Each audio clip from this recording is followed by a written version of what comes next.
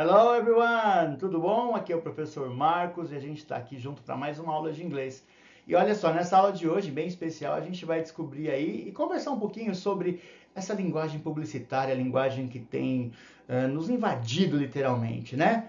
Por conta dos algoritmos, quem sabe? Vamos falar um pouquinho disso e muito mais na aula de hoje, onde falaremos de publicidade e propaganda por um outro aspecto, que na língua inglesa também temos e muita.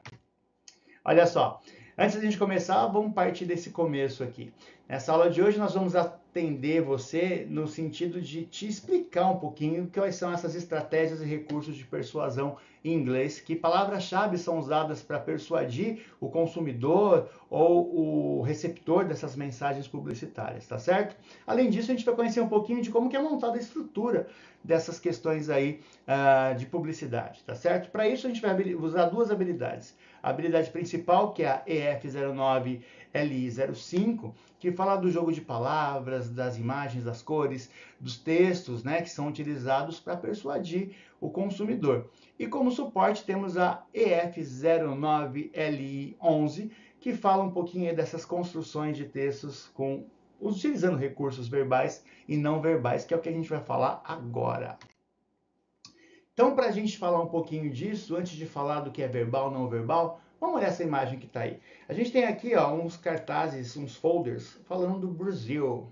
Welcome to Brazil, travel to Brazil, welcome to the paradise. Então, são palavras que incentivam a gente a querer conhecer o Brasil. Imagina que você é um estrangeiro que não conhece nada do Brasil e que precisa decidir onde vai ser o seu roteiro de viagem, por exemplo.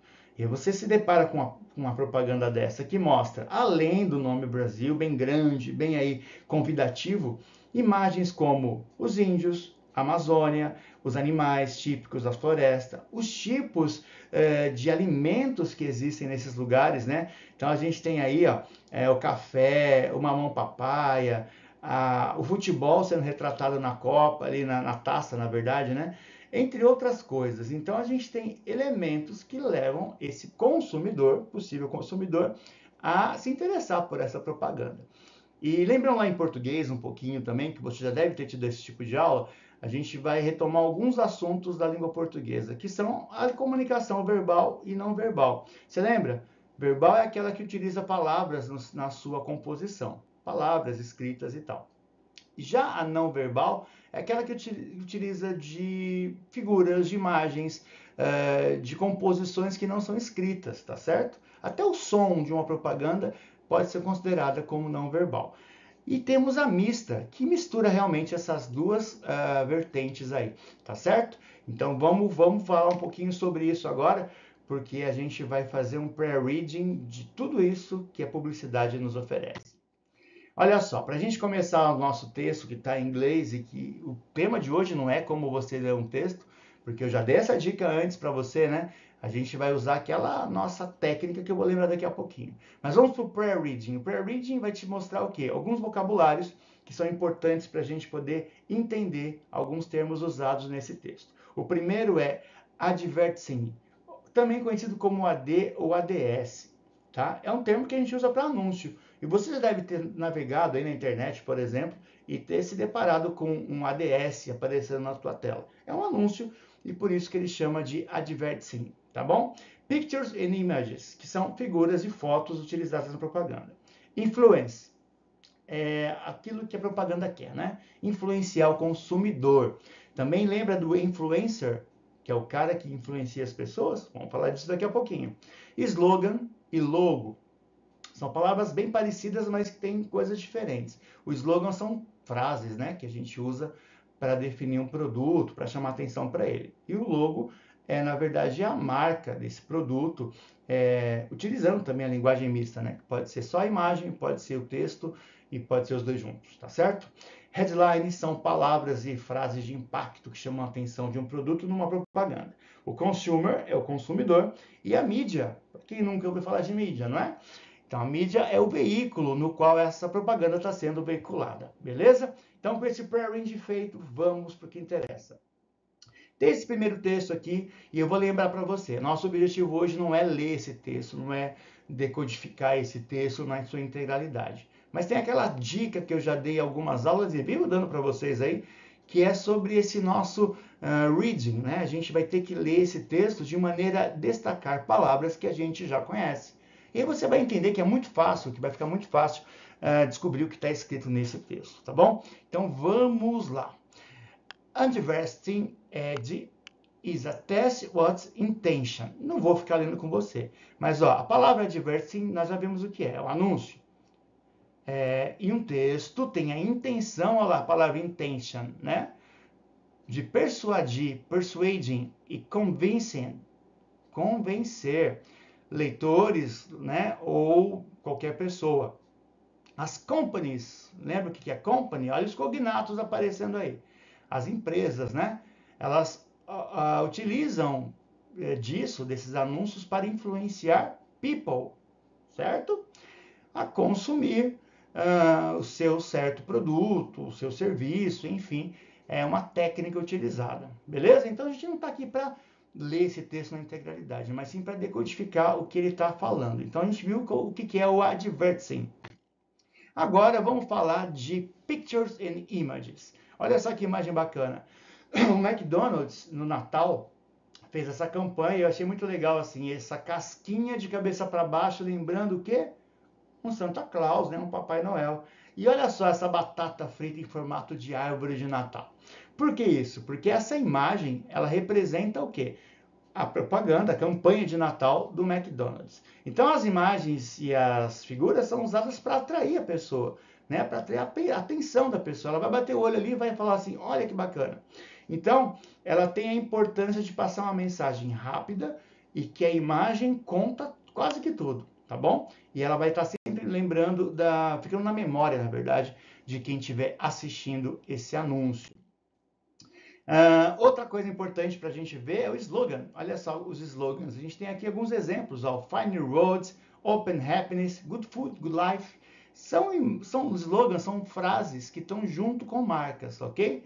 Então a gente tem ali o Find New Roads, que está junto com a Chevrolet, Open Happiness, ou seja, abra a felicidade, quando a gente lembra da marca da Coca-Cola, e a Nestlé, que fala do Good Food, Good Life, né? Boa comida, boa vida.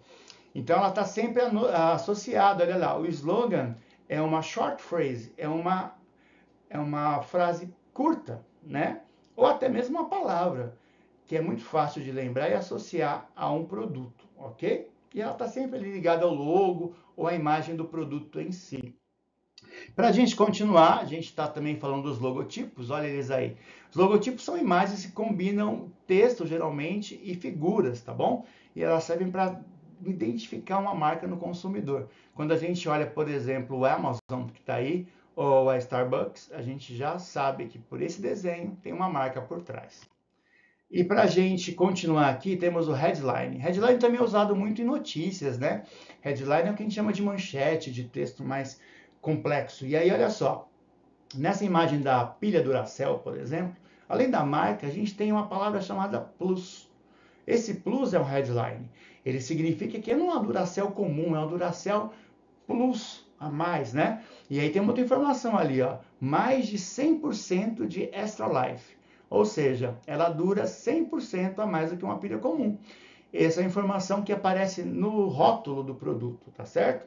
Outro exemplo ali, ó, a batata Pringles, com aquela velha história, né, de que é impossível comer uma só, é impossível parar.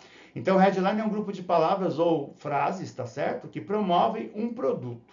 E ela está sempre ligada aí, tipicamente ligado ao rótulo, né, ou à imagem do produto sempre associado a ela, beleza? Para a gente terminar, vamos falar dos influencers. Olha quanta celebridade temos aqui. Temos aqui o menino Neymar, né, que está fazendo a campanha para Sadia, e a nossa menina a Rihanna, que também é a garota propaganda da Nivea.